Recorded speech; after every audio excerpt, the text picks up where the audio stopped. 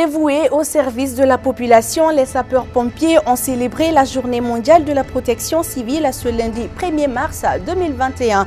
23 200 interventions ont été effectuées en 2020 par les hommes du feu, selon le directeur général de la protection civile. C'est le seul titre de cette grande édition. Mesdames et messieurs, asseyez-vous confortablement. Les détails au cours de ce journal.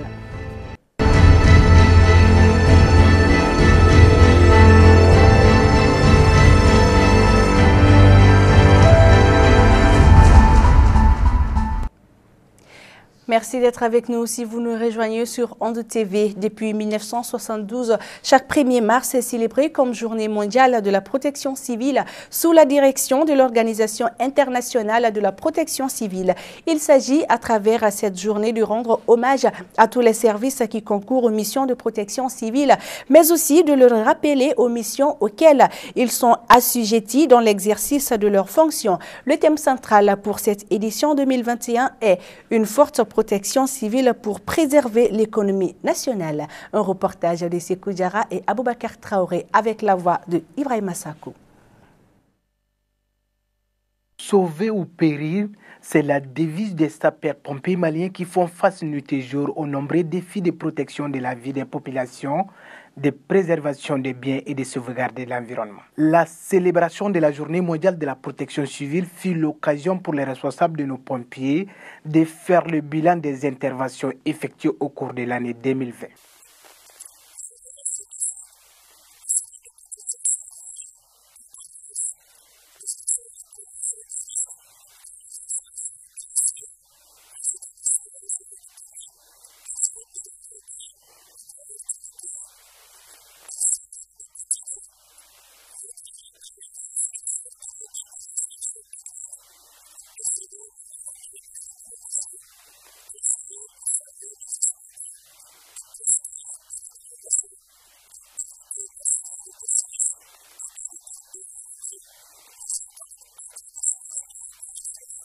Pour être plus efficace dans les interventions et permettre à nos concitoyens de faire recours rapidement aux services de protection civile, une plateforme d'alerte de la protection civile est lancée officiellement.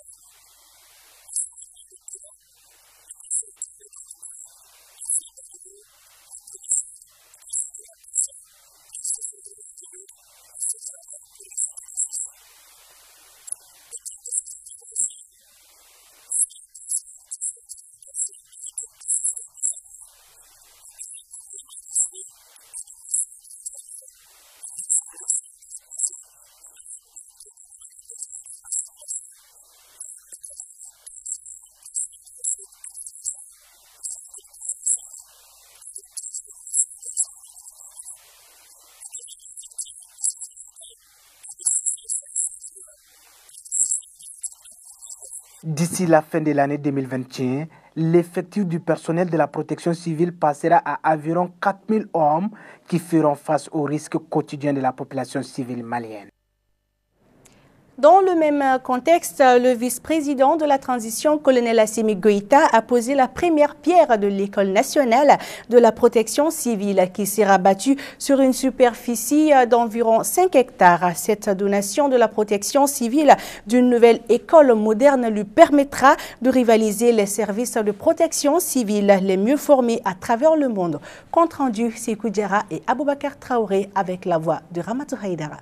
Constitué d'une administration, d'une salle d'instruction, d'une salle de classe, d'une bibliothèque, d'une salle informatique, d'un amphithéâtre de 500 places, un laboratoire, un dortoir pour les officiers, une résidence pour le directeur des études et le médecin en chef, une infirmerie avec 6 lits, un foyer, un garage d'entretien, un poste de police ainsi qu'un centre de secours. Le vice-président de la transition a procédé à la pose de la première pierre de l'École nationale de la protection civile. Ces voyants soldats qui se battent tous les jours pour secourir la population malienne dans des situations extrêmement difficiles et souvent au prix de leur vie. La pose de la première pierre de l'École nationale de la protection civile témoigne l'intérêt que les plus hautes autorités de la transition portent à la protection civile. Et cela aussi traduit la montée en puissance de ce corps qui fait la fierté des Maliens d'aujourd'hui. Selon le ministre de la Sécurité et de la Protection civile, ce projet s'inscrit dans un cadre particulier. La particularité de la célébration de cette année, c'est une journée internationale tout d'abord. Et nous, on a profité vraiment de faire la première pause de l'école de la protection civile, aujourd'hui à Sogounikou. Le Mali est en phase avec le choix du thème de cette année, parce qu'une protection civile forte, c'est pour vraiment pérenniser une économie forte.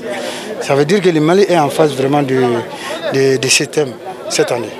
Cette nouvelle école des pompiers qui verra le jour très bientôt dans notre pays sera une référence dans la sous-région. Je dirais que c'est un projet qui sera actuellement, à part l'Algérie, sans égal dans la sous-région. Plus un espace de sport sur 15 000 m². Le coût de ce projet se présente à 5,4 milliards de francs CFA. À présent, l'actualité hors de nos frontières avec Ramatou Haïdara.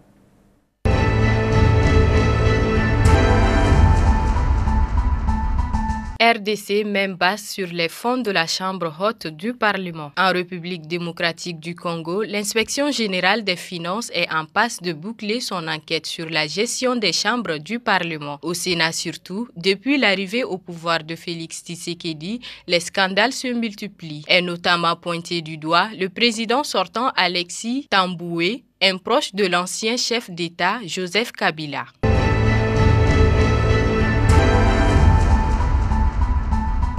Nicolas Sarkozy, condamné à 3 ans de prison, dont 1 an ferme dans l'affaire des écoutes. Les faits remontent à 2014. M. Sarkozy était suspecté d'avoir tenté d'obtenir des magistrats de la Cour de cassation, Gilbert Azibert, des informations confidentielles le concernant, voire de faire annuler la saisie de ses agendas présidentiels après avoir obtenu un non-lieu dans l'affaire Bettencourt. Il est devenu lundi 1er mars le deuxième ancien président de la République condamné sous la 5e République. Nicolas Sarkozy a été condamné à 3 ans de prison, dont 1 an ferme. L'ancien chef de l'État a été déclaré coupable de la corruption et du trafic d'influence. La décision a été lue dans un très grand silence au tribunal correctionnel de Paris, que Nicolas Sarkozy a par la suite quitté sans faire aucune déclaration. Il peut encore faire appel de cette condamnation.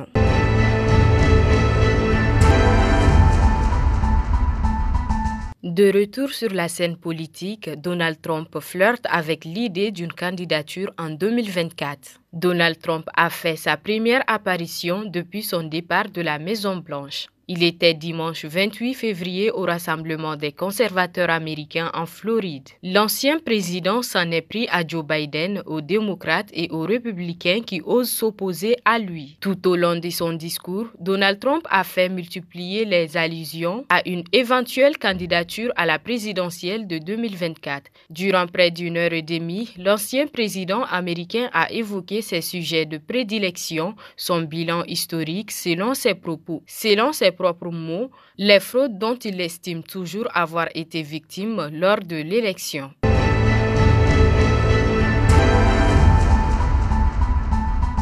Birmanie, Aung San Suu Kyi comparaît en vidéoconférence devant la justice en bonne santé. L'ex-dirigeante birmane Aung San Suu Kyi, tenue au secret de la junte depuis son arrestation le 1er février, comparaît ce lundi 1er mars devant la justice en vidéoconférence et semble en bonne santé. L'ex-dirigeante de 75 ans est poursuivie pour avoir importé illégalement des talkie-walkie et violé des restrictions liées au coronavirus.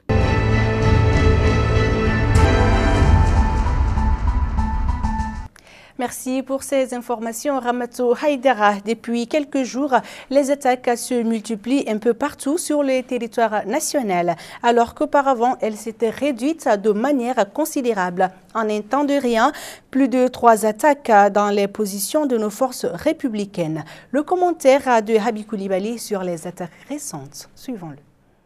À un moment donné, on a observé une réduction considérable des attaques des groupes terroristes au Mali. Après cette pause remarquable, les retours des bandits armés semblent explosifs. En espace d'une semaine, plus de 3 attaques perpétrées par les assaillants. Dans la nuit du 26 au 27 février 2021, aux environs des déserts, une attaque s'est produite à Saï dans le cercle des Massina par des groupes armés terroristes. Après les ripostes des femmes du poste de sécurité des Saï, les assaillants ont fui laissant derrière eux un engin explosif improvisé, constitué de 2 bidons de 5 litres bourrés d'explosifs. Ce comportement lâche s'est suivi de l'attaque du 28 février 2021 contre 2 villages dans les communes de Kani-Bonzo et Djanati dans la commune de Pignari. Cette fois-ci, c'est la population civile qui semble être visée, laissant un bilan de 4 à 6 personnes tuées. En plus de ces attaques s'ajoutent des habitants lynchés, des bétails emportés, l'exécution de nombreuses personnes et des cas d'enlèvement. À Bagourou, au moins 5 personnes ont été tuées dans cette localité. À Niémébougou, ayant causé 4 morts et celle de Tantari fait une dizaine de morts. La liste des incidents meurtriers est loin d'être exhaustive. Ces attaques répétitives continuent jusqu'au jour où nous sommes. Aux environs de 3 heures du matin, dans la nuit du lundi 1er mars 2021, des bandits armés non identifiés ont attaqué les postes de contrôle de Heremakonon à Sikasso, à la frontière entre le Mali et le Burkina Faso. Les différents bureaux ont été incendiés ainsi des véhicules, y compris ceux qui sont en transit pour le dédouanement. Un mort serait déclaré aux côtés Fama. Un chauffeur routier aurait été tué par des balles perdues et un autre blessé. Voilà à quoi le Mali fait face ces derniers jours avec des attaques sans fin. Quelle est la part de la responsabilité du gouvernement face à ces meurtres kilométriques? Selon certains observateurs, ces attaques répétitives seraient dites des sujets évoqués par les premiers ministres dans les plans d'action pour le gouvernement et relatifs à l'accord pour la paix et la réconciliation issu du processus d'Alger. Et voilà, ainsi s'achève cette édition. Merci de votre aimable attention. L'actualité continue sur nos réseaux sociaux, Facebook et YouTube. Sur ce, prenez soin de vous et à demain pour une prochaine édition. Bonsoir.